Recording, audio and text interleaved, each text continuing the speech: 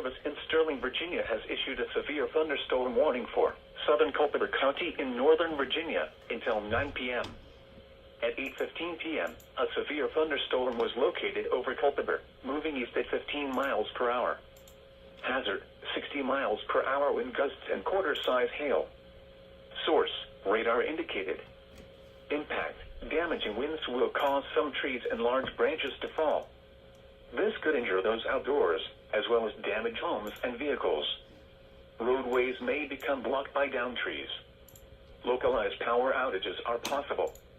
Unsecured light objects may become projectiles.